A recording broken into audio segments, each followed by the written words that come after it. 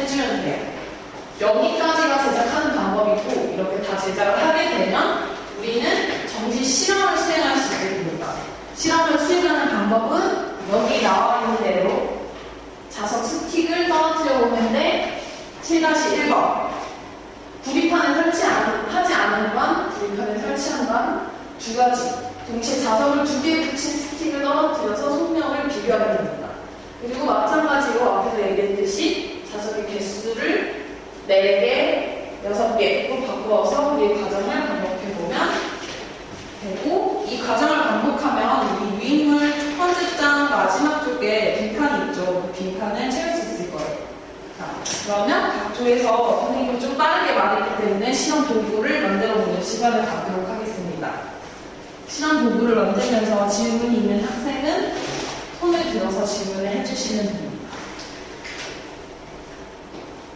실험을 수행하고 각자 각 조에서 빈칸을 완성했다고 가정하고 수업을 진행을 하겠습니다.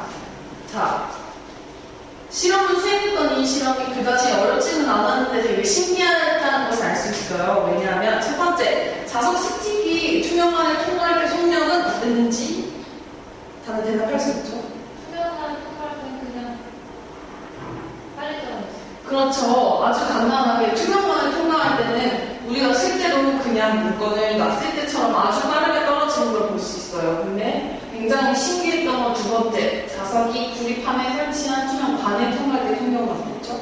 느려졌어요. 그렇죠. 투명관을 통과할 때 속력은 굉장히 천천히 떨어지는 걸 볼 수 있었어요. 그래서 이 둘을 비교해보면 세 번째 질문에 답을 할 수 있죠. 세 번째 질문은 자, 투명관, 구리관을 통과할 때 걸리는 시간은 둘 중에 시간이 더 오래 걸리는 게 구리관. 그렇죠. 구리관에서의 시간이 훨씬 더 오래 걸리는 걸 볼 수 있었죠. 그리고 구리관을 통과할 때 시간이 오래 걸릴 뿐만 아니라 자석의 개수를 바꿨을 때도 속력이 달라지는 걸 볼 수 있었는데 자석의 개수가 추가됐을 때 속력은 어땠는지 자, 대답할 수 있는 학생이 있나요? 네, 새로운 학생이 대답을 해볼까요? 그럼. 자석의 개수가 많아지니까 속력이 더 느리게 떨어졌어요. 그렇죠. 자석의 개수가 많아질수록 속력이 점점 더 천천히 떨어지는 걸 볼 수 있을 거예요. 그러면 이것은 관찰한 결과이기 때문에 아마도 모두 조에서 다 잘 썼다는 걸 확인할 수 있었는데 생각해볼까요의 문제가 되게 어려웠다는 걸 알 수 있죠. 각 조에서 다 토의를 잘 해보고 생각을 잘 했더라도 완성하기 힘들었을 텐데 그러면 이 부분은 선생님과 같이 고민해봅시다. 투명관과 구리관에서 속력의 차이가 생기는 이유를 생각해봅시다. 혹시 이 부분에 대해서 대답해볼 학생이나 대답해볼 조의 네. 자석이 떨어질 때 속력이 늦어졌기 때문에 구리관 안에서 자석처럼 당기거나 밀어넣는 힘이 작용해서 느리게 떨어졌다고 생각을 하고 있습니다. 네, 그렇죠. 새로운 학생이 아주 영리하게 같이 조원들과 잘 상의를 했다는 것을 대답을 통해서 알 수 있죠. 왜냐하면 투명관과 구리관을 생각을 해보면 투명관은 관이 있으나 없으나 할 때처럼 그냥 떨어지는 속도를 볼 수 있었는데 구리관은 천천히 떨어졌죠. 그 이유는 자석과 구리관이 어떤 힘을 작용하고 있기 때문인 거예요. 근데 구리관이라고 해서 살짝 달라붙는 게 아니라 천천히 떨어지고 있죠. 그러면 자석은 구리관과 서로 힘을 받고 있다는 뜻인데 그 힘이 무엇인지를 생각을 해보면 자, 자석이 때문에 받을 수 있는 힘이 무엇이죠? 인력이랑 청력. 그렇죠. 자석은 자기력을 갖게 되고 그 자기력은 다시 인력과 청력으로 나눌 수 있어요.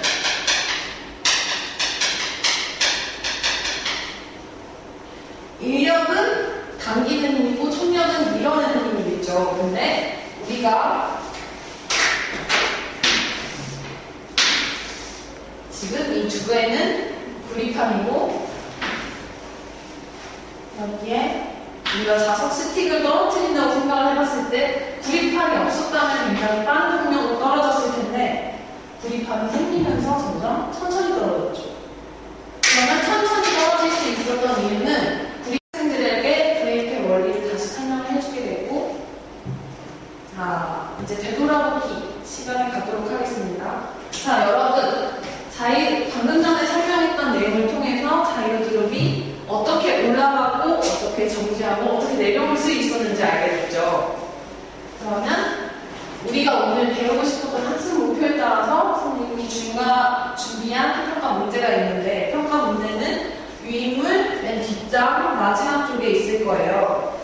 각자 자신이 이번에 조원들과 함께 협동해서 실험을 잘 수행할 수 있었는지 그리고 제작 절차에 따라서 잘 수행을 했는지 그리고 이 실험을 통해서 자이로 드롭의 원리를 알 수 있었는지 다 질문에 답을 해봅시다. 질문에 답을 했다고 생각을 하고 자, 새로운 학생 이번에 자신의 실험의 원리를 잘 익혔다고 생각하나요? 네. 그렇죠. 아까 전에 대답을 아주 확실하게 했기 때문에 실험의 원리를 잘 설명했고 그렇다면 혹시 이 실험을 통해서 더 발전시켜서 더 수행해보고 싶은 실험이 있나요? 오늘은 구리판을 2개만 가지고 실험을 했는데 구리판이 4개가 되거나 더 많아지면 속력이 어떻게 될지 궁금해요. 그렇죠. 굉장히 우수한 학생이에요. 왜냐하면 우리가 자이로 드롭의 브레이크의 원리를 통해서 봤었는데 여기서 보니 판이 1차, 2차, 3차 점점 더 판의 숫자가 많아지는 걸 알 수 있어요. 그러면 실제로 판의 숫자가 많아졌을 때의 효과를 실험을 통해서도 알 수 있는지 수행을 해볼 수 있겠죠. 네. 그러면 그런 실험을 수행을 다음 기회에 해보도록 하고 여기까지 오늘 수업 각자 협동해서 진행하고 절차하고 정지의 원리를 설명할 수 있는지 아무나 학생 한 명만 원리를 설명을 해볼까요? 네, 자이로 드롭의 원리를 마지막으로 친구들에게 설명해 줄 수 있는지 한번 해보도록 합시다. 자이로 드롭의 원리는 자석이 구리관 안으로 들어갔을 때 구리관 내부에 생기는 청력으로 인해서 자석과 상호작용해서 느리게 떨어지는 것입니다.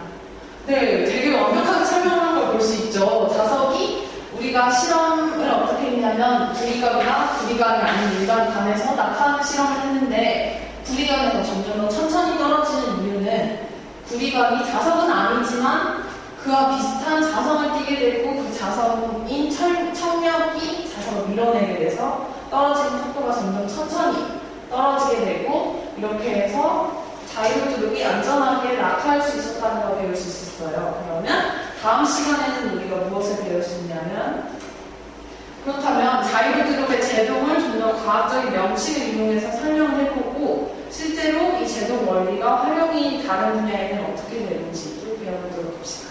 수고하셨습니다.